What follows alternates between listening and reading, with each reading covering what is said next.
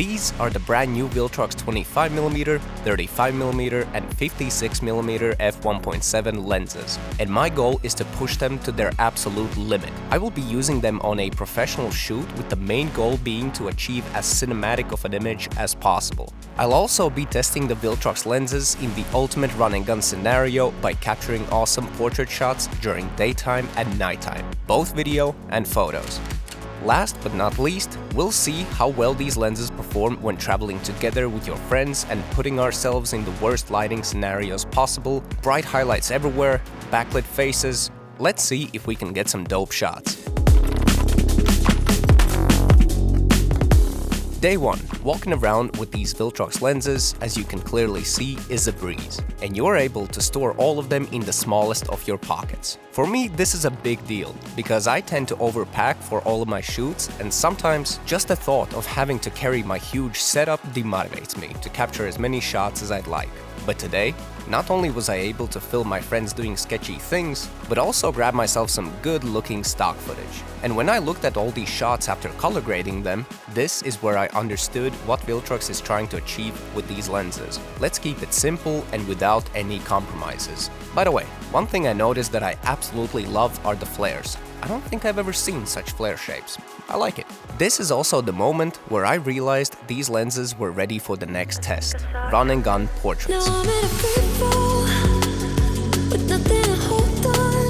Day 2. This is Dominica, and she is going to be our model today. When I first showed her these tiny lenses, she laughed and did not believe in my abilities to get her some dope shots. So my goal was to prove to her that sometimes size does not matter. First location was this massive library, and I knew that the 25mm lens would be the perfect choice here to emphasize the symmetry of this building.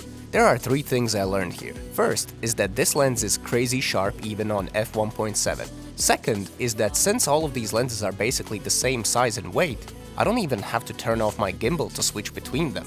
And the third, the 25mm lens has a very impressive close focusing distance. Dominica also forced us to take some photos of her, and judging by the results, this lens also crushes it when it comes to photography. Now it was time to go to the heart of Riga, wait until the sun goes down a bit, and then see how these lenses perform in low light. And of course, see that juicy bokeh. What were the past 10 years wasted or seized?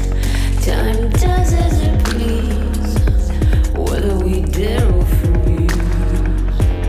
What is a mistake? Day 3. I think I am finally ready to push the Viltrox 25mm, 35mm and 56mm lenses to their absolute limits. Let's bring it on a professional shoot where a model will be dressed as a World War II Latvian soldier.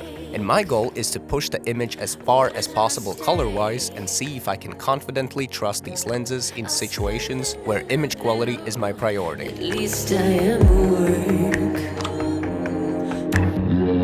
Since I had spent the last few days only using these lenses, I was able to immediately lock in and capture incredible looking frames.